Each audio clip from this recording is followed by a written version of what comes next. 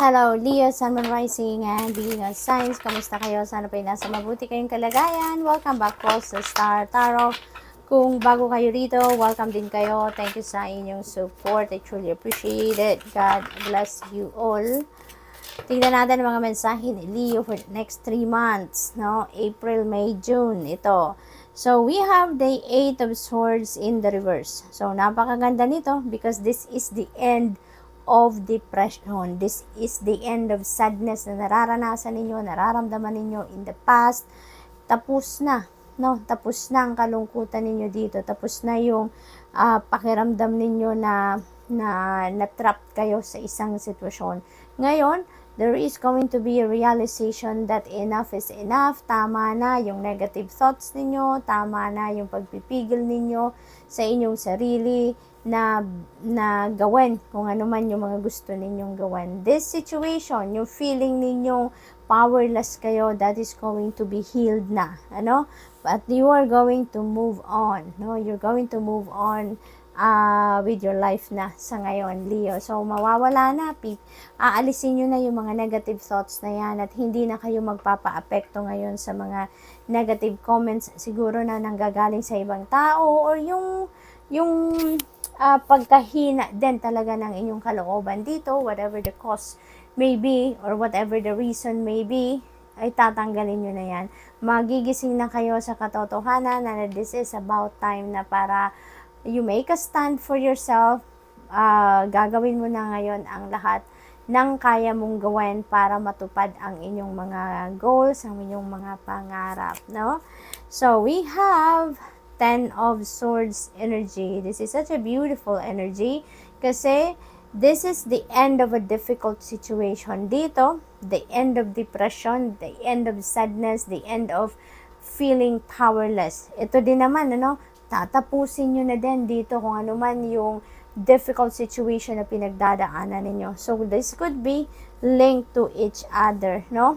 Dito, nasaktan kayo kung ano man ang pangyayaring ito, Leo, sa buhay ninyo, you were hurt, no? As in to your core, you were hurt to your core, as in bumagsak kayo dito, you're being backstabbed, no? You're being deceived dito at you never know, baka ang iba nga sa inyo dito dumaan din sa depression dahil maybe na-betray kayo, no? Not necessarily na-betrayal ito sa relationship, pero maaaring ganun ang ganap din sa iba sa inyo. So, this could be betrayal ng person ninyo, maaaring betray kayo ng person ninyo, ng karelasyon ninyo, or kaibigan ninyo, whom you considered your best friend, maaaring ganun, or a family member. Kaya, to your core, yung sakit, parang tusok na tusok ang sama ng loob ninyo dito sa puso ninyo, umano pa, tumagos pa hanggang likod ninyo, ano? So, posibleng ganun ang nangyari dito, kaya sobrang sakit, na sobrang sakit ang naranasan ninyo sa ngayon, sa energy na to, but because this is 10, and 10 represents endings and beginnings, ngayon, tatapusin mo na, no? Kung ano man ito na nagpahirap sa inyo, kung ano man itong nagpasakit ng inyong kalooban dito, you are going to put an end to that. You are going to leave that behind you and handa ka ng magbagong buhay. Handa ka na iwanan na ang sitwasyon na to. Okay? At handa ka ng bumangon, no? At magtahakin mo na ang bagong daan patungo sa inyong happiness, harmony, and peace. Okay? So, dito kasi, sobrang sakit dito naramdaman ninyo. Meron dito kayong tinapos na sitwasyon. Maybe, you've ended the relationship with your person dito. But this is in the past na, nakalipas na to. Maybe you have cut your cords between you and your person. Maybe between you and a kaibigan, between you and a colleague, between you and a family member. Maaaring tinapos mo ang relationship ninyo with this person dahil sa sama ng loob, dahil sa panluloko sa iyo o kung ano pa ang ginawa sa inyong hindi maganda. Ano? So, we have 4 of Wands. Ayan. So, this is a celebratory energy. Magsasaya ka, no? You're going to celebrate. Kasi nga, di ba, babangon ka na from these energies. You're going to, make bangon na sa energy na to. And this one, you're also going to put an end to this, sadness and depression. Kaya, magsasaya ka. You are going to celebrate life dito sa Four of Wands energy. So, take time to rest and enjoy your success. Yun ang sinasabi sa inyo dito.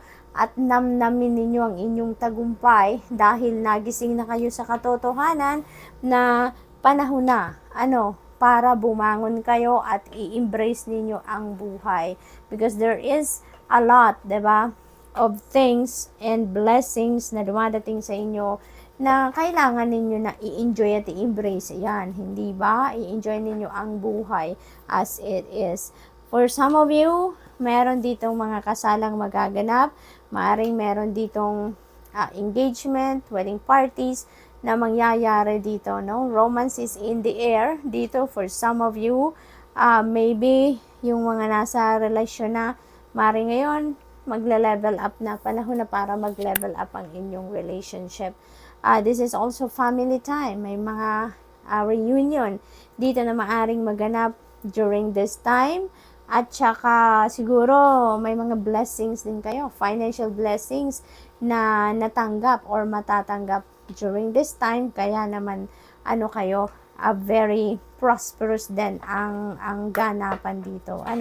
So tingnan natin kung ano ang inyong mga mensahe para naman sa inyong money, career, and finances. Silence. Ayan. Moving in silence while you continue to build. Parang meron kayong dinidiskarte dito. Maybe you are laying a solid foundation dito in terms of your finances. No? Maaring tahimik kayo na nagpaplanong mag-invest or tahimik kayo na nag-invest, walang nakakaalam, wala na pagkwentuhan. Maaari din na nag-iipon kayo. You've been saving money for the longest time na hindi kayo wala kayong pinagsisharean yan. So, maaaring gano'n ang ganap dito for some of you.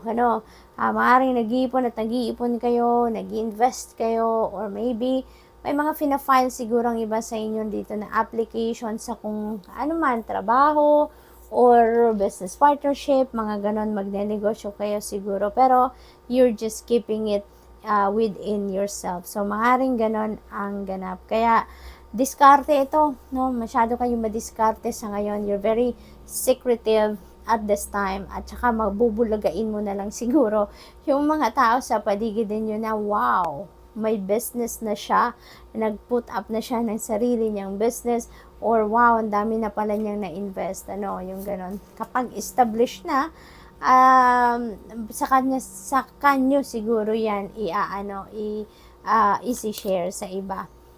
Precarious, ayan, there have been a lot of ups and downs with your finances, maraming siguro, yung heartache siguro na to, ng betrayal na to, feeling ko, ang iba sa inyo na loko, na budol dito, maybe ng person ninyo, or ng mga kaibigan, or kapamilya, meron sigurong mga utang sa inyo, tapos hindi na kayo binayaran, maaring ganun ang ganap dyan.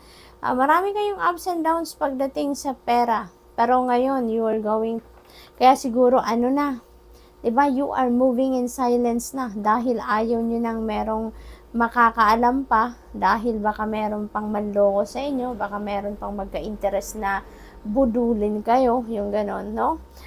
Money coming in fast and going out just quickly. Maaring ganyan ang mga nangyayari sa inyo in the past. Fast changes regarding money or unexpected turn of finances. So, siguro, maraming ang napipick up ko dito, siguro napakabait ninyo, napaka-compassionate ninyo, kaya siguro napakabilis ninyong magpautang, at siguro nabudol kayo ng mga umutang sa inyo, hindi na nagbayad.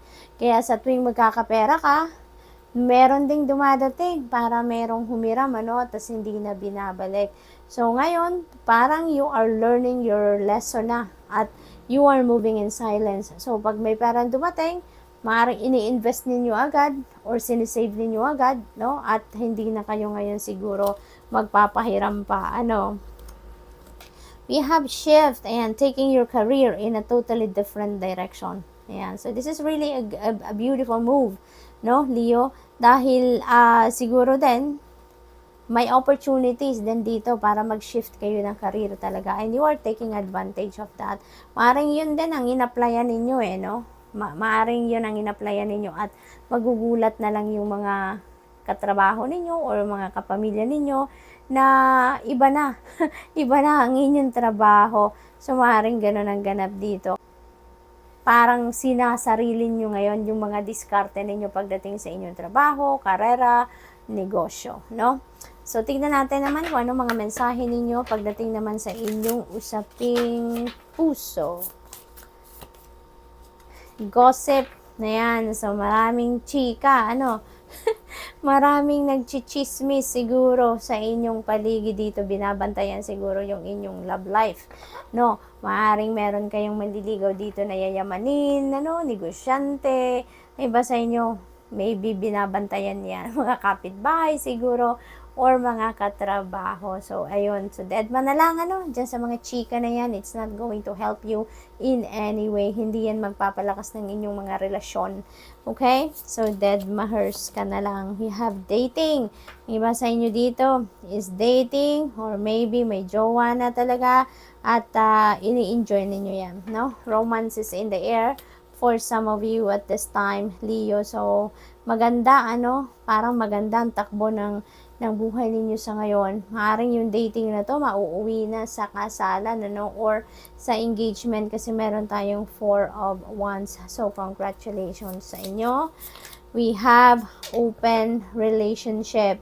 Yan, this one naman, siguro, this is a different scenario ng mga Leo. This could be a different group of Leo. This could be a different group of Leo. Kasi, dito naman sa dating, ang pakiramdam ko dito, serious ito na dating. Ano? Serious siya. Kaya maaring mauwi siya sa kasalan or sa engagement. Pero ang iba naman sa inyo dito, walang commitment. No? Walang commitment. Hindi siya exclusive.